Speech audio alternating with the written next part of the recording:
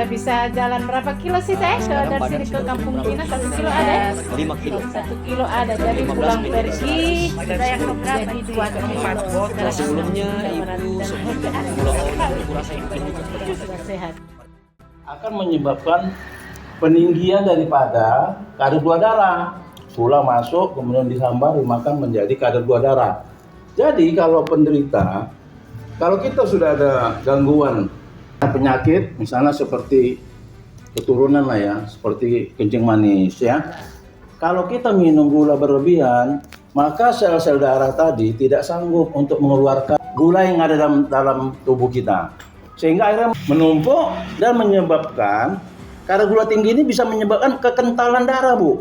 Darahnya kental. Jadi sehingga untuk dikirim ke ginjal, ke jantung sebagai proses transportasi, Bu, itu tidak sanggup, nggak sampai darahnya ke situ, Bu. Kalaupun sampai, dia sudah berkurang karena kental. Makanya kita dianjurkan, Bu, waktu muda-muda transfusi darah. Jadi transfusi darah itu, Bu, bukan berarti kita rugi. Nah, kenapa dicek dulu HB-nya? Yang harus transfusi darah ini kan, Bu, yang normal ya. Dia nggak kena hepatitis, radang hati, tidak ada penyakit yang menularkan, Bu ya. Itu bisa donor. Nanti dilihat kalau HB-nya misalnya di atas normal, kita harus transfusi, Bu, karena nanti jantung kita rusak. Jadi itu ada. Tapi kalau misalnya HB kita normal nggak apa-apa, nggak usah transfusi, nggak apa-apa. Nah, tapi kalau kita HB kita tinggi, kita harus transfusi. Dan itu harus dibuang. Karena nanti bisa menyebabkan penyakit jantung koroner salah satunya. Nah, itulah dia.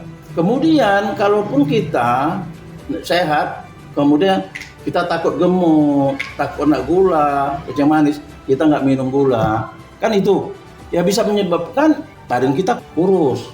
Kenapa?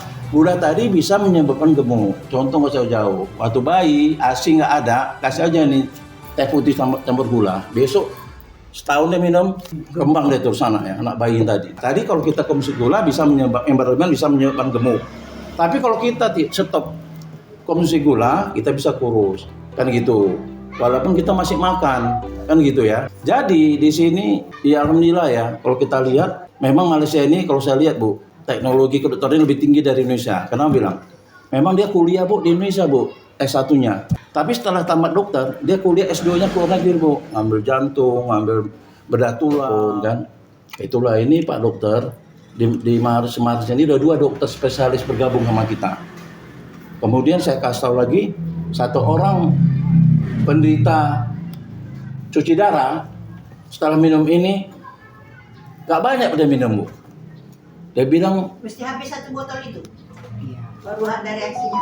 Iya, 1 botol kecil ya. Nah ini ya, Bu ya. Nah ini aja. Ya, sebenarnya, Bu, kayak saya lah. Saya kan ada penyakit prostat ya.